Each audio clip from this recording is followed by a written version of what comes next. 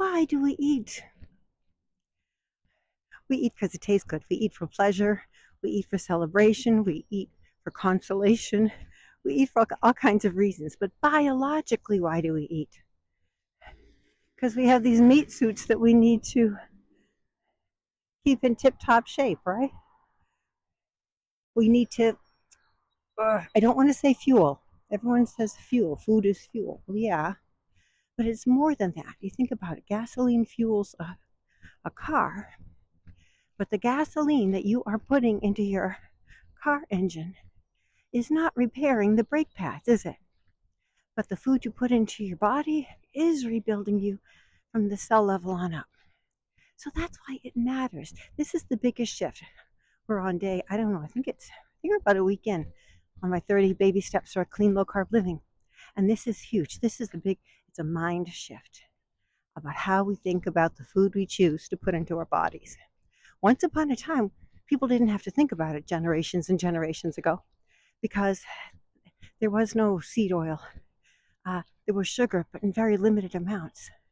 We couldn't overdose on it before we finished breakfast like we can today. Today, there are so many of these processed foods that are so dang tasty. I do not deny it.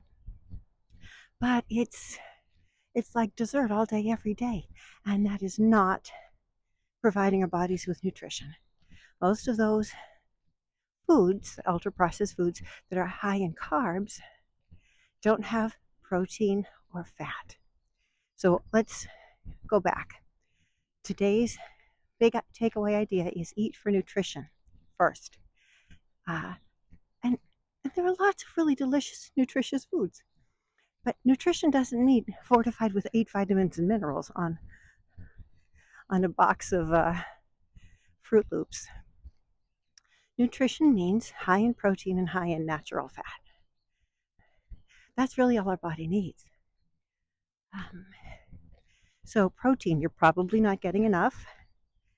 I know low carb diet, we count carbs to make sure we're keeping them low, but also count your protein, at least initially, to make sure you're eating enough. Opinions vary. Whatever you're eating, you're probably not eating sufficient amounts. I aim for 30 grams of protein with every meal. The truth is, I don't necessarily get to 3 meals and 90 grams a day because it's so satisfying. It's so filling. Do I count fat? I don't, but I make sure that I eat fat with every meal. It comes naturally packaged with fatty fish like salmon or sardines and beef. Chicken's fine for protein, but it doesn't come with that much fat, so it's not as good. Beef is ground beef. Get yourself some good ground beef recipes.